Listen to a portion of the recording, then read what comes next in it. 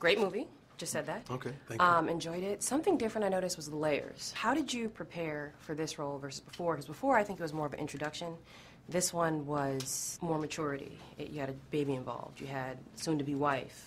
And then you had the issues dealing with your dad. How did you mentally prepare? And then we'll talk about physically preparing. Mentally prepared, you know, when you're in the development process with a movie, you're constantly mentally preparing as you're creating the thing. So it's kind of, you know, baked in as you're going through the process. You know, the first movie was definitely like an origin story, you know, and this one we wanted to just build on top of those characters and see where Adonis would be naturally at this point in his life, in his career, in his relationship. A family that he's always kind of longed for. He never had that stable family environment. So when he found out he was going to be a dad, it's something that he ran towards. And just giving that example, we don't really see that a lot in Black Love on screen, so we want to really show what that family dynamic would be like and how they would react to it. All right, into the physically training. How intense was that? Physically, it was tough. We were, I took it as a challenge between me and my trainer. We really wanted to, you know, build on what we did on, you know, Creed 1 and Black Panther, and we wanted to, you know, build something that people haven't really seen on screen before. Philly. You got to bring up Philly. Yeah. I saw landmarks. I think it was one shot. Y'all passed by my block. Really? Tell me about the energy of Philadelphians supporting this movie, because they were definitely all in for Creed 1, and I know they're hyped about it for Creed 2, but have you sensed that? I know you're not from Philly, but you've been here. Yeah, a lot. I'm from Newark, New Jersey, and my sister went to Temple, so I spent a lot of time in Philly growing up. Yeah. So I love the city of Philadelphia, and it's a character in our film, in the Rocky franchises as well, and it's something that, you know, where, you know, it's where I found my trainers, where I found my, you know, soon-to-be wife, is where Bianca's from, and we really wanted to show that Philly was contributing to the movie, and the people love it. You know, obviously on the street when we're filming at Max's, you know, cheesesteaks, and when we're walking down the street, when we're at Temple University campus filming, everybody is showing so much love, and they feel like they're a part of the movie making process also, and I think that's pretty cool because you don't get that too often.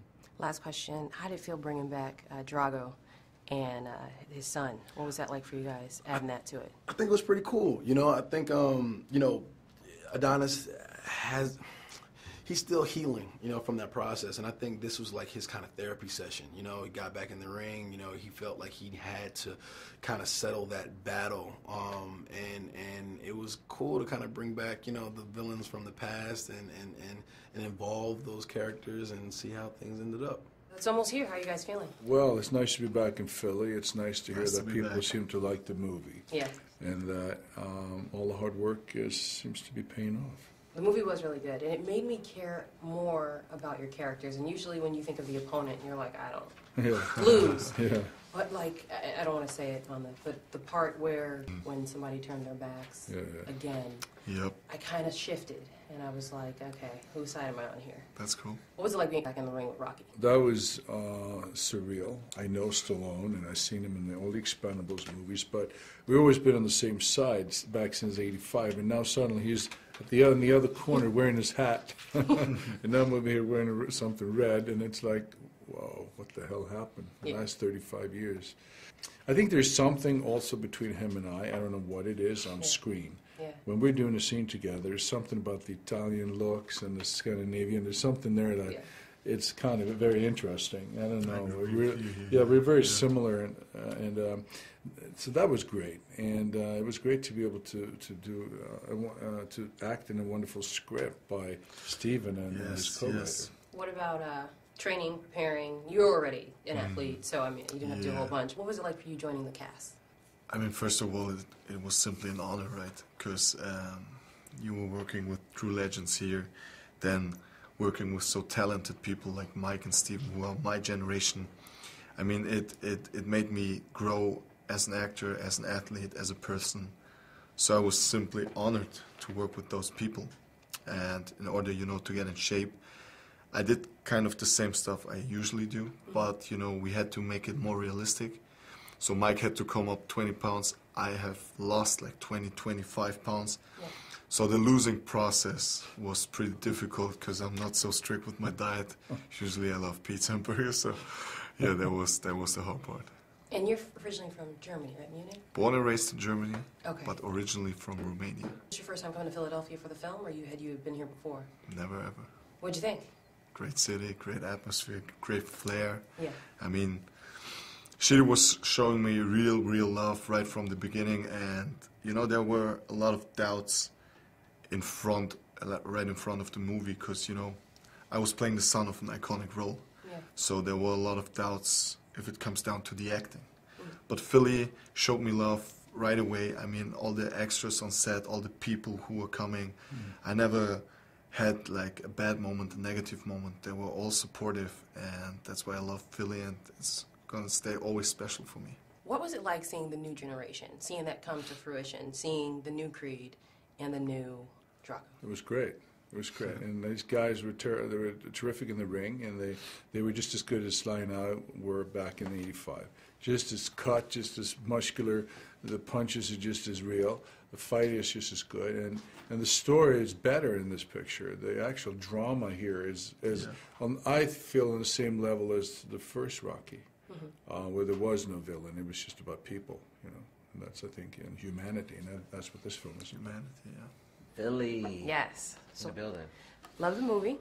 Thank you. I'll start with Philly, since we're saying that. I mean, filming all over Philly, Philadelphia Pride. What was it like? I know you're not from Philly, but I'm sure you know. I'm from Cleveland, but man, it's similar vibes. I think just meeting you, I feel like I've known you. You know what I mean? I think it's definitely that tough, blue collared. I was here, by the way, when they won a Super Bowl, so you were. I'm very familiar with that feeling because we won the championship in Cleveland, and it was our first one, so it was like ballistic. But you just have that sort of hometown pride and that groundedness that I love in the people here. So with that being said, I think coming here to shoot a franchise that's been iconic and to the city means a lot. I mean, we shot most of the movie here besides probably the desert sequence. Yeah. You know what I mean? But I think for Sly and even Mike, I remember talking to Mike, and he's like, man, I got to get out to Philly to get my right mindset. And just to hear that, I'm like, oh, it's something magic here. Like, once you're here, you feel like you're in work mode and trying to get things done. And then the love of the city just kind of elevates your passion for the franchise. Creed 1, Creed 2 had different vibes. Like, Creed 1 was more of me learning about Adonis and Michael B. Jordan. Creed 2, I felt like had more layers, emotional layers. And I heard you say in a previous interview you care a lot about characters. I do. Tell me about that and how you put that into this movie. Yeah, I think when I met Sly, he had a draft for the script, and when I read it, the reason he brought me on board was to get in depth with Adonis specifically and a lot of the other characters. But when I read it across the board, I felt like there was a way to do it all around, for everybody. But it wasn't until I met Mike, met Tessa, met Sly, and Dolph, that I was able to dive into the little arcs, of family and legacy and underdog story, and still find it in the sequel, because they all were at certain different places in their real lives, and I want to see where they were at in their real lives, you know what I mean, and then implement it within the story. Tessa, she's like, I'm in a career, I'm not, she doesn't have any kids right now. She's like, if it does, it may get in the way of, what she's doing. So these are real conversations about her personal life. Yeah. So now we're like, oh, how can we implement that in the film? You know what I mean? It's still, make it so it can be so it can feel real, so to speak.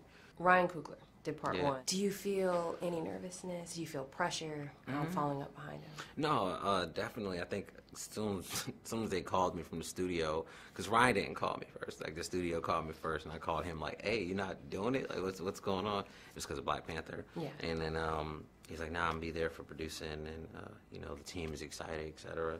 But I think stepping into that seat and that position, you're really concerned about, the competition. You're like, it has to be good. But talking to these guys and also getting a sense of, we want this better to be Creed 1 as well, it alleviates some of the pressure, you know what I mean, of doing it. Because now I'm like, all right, now that that's gone, I can just do my thing. No one's telling me to do something a certain way. What was it like bringing Drago back into the franchise? One of my favorite things to do.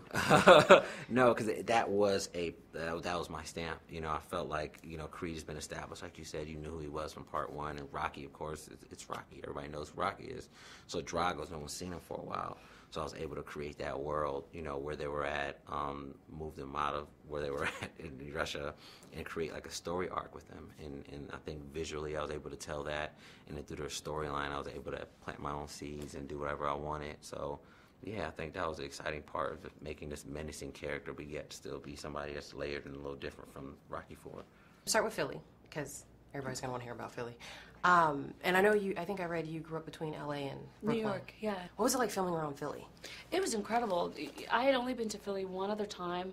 To me, it's like such an iconic American city. Yeah. Everything about it, the architecture, the history, the people here that are so proud of their city. I mean, I guess it's true of any big city. Is that, you know, depending on the neighborhood that you are, you see the demographics change and the specificity of that. The beauty of making these films is I feel like Philadelphia is as much a character as any character in the movie.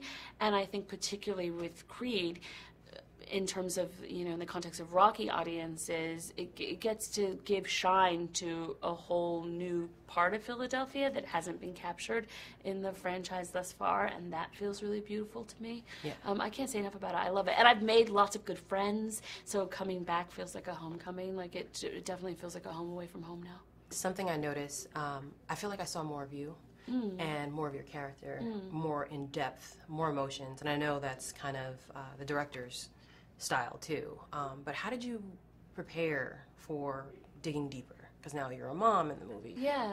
Well, I think for me, Bianca always starts with the music. That's how it began the first time around, and I'm tasked, and actually luckily, to get to write the music and perform it too. So it started there again, and this time around, I really wanted to see the ways in which her you know, evolution could be embedded inside of the music. Obviously, motherhood, you know, to be honest with you, I had some reticence to have her be a mom in this one. I was worried that in some way it would diminish her autonomy, and that's a bias that just sucks, frankly, because of course there are tons of moms that are fierce, independent women that are still doing their thing, and unfortunately there's this societal idea, particularly in my industry, you know, that's why women are asked all the time, like, how do you balance being a mom and having a career, and men are never asked that. So it was really inspiring to get to play, you know, a woman that is, you know, has this beautiful child come into her life, gets to express the same reticence that I have, gets to be like, I don't know, are we ready, are we not?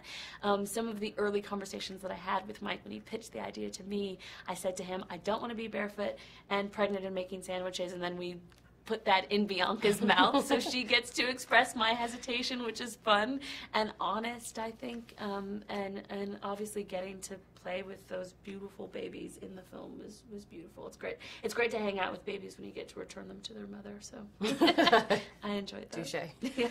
What's something that you want viewers to know before seeing this movie? If there's something you could tell folks that would kind of entice them even more to see this movie, because I know it's great, and I'm going to be a mouthpiece, but something that you think would stand out to people? Well, I guess the thing that I've always found really beautiful about the Rocky movies in general, and obviously Creed is a whole new thing, is that they're about central themes that we can all sort of relate to, and this film is really about family. Also, I think something that's really cool about this, if you're just a boxing film fan, is the villain, or the would-be villain in this, in the form of Drago's son, I think is complicated, and you get a sense of his family life. So when you're watching the boxing scenes, I think they aren't as cut and dry as you have seen maybe in other films, that you sort of, in a weird way, might be rooting for both corners, because you understand what they're fighting for and against, and that to me is really sophisticated and exciting, and stands to really complicate the boxing scenes in a way that I think is really cool and fresh. You worded that well. Great layers. Yeah, right? I think so. What was the best part of filming for you? Like, best experience, great, like, good moment that you're comfortable sharing? Probably, well, I love working with Steven, and it felt like we had a lot of the same crew, so it really felt like getting the gang back together. One thing I really enjoyed is watching Mike having to navigate infants. Because here's a man who's like in his prime, you know what I mean, doing the thing, second installment of his successful franchise, cut, confident, and then give him a baby, and he was just like, oh, He kind of looked like that in the scene, too. That was so fun. I really enjoyed watching him squirm with the child.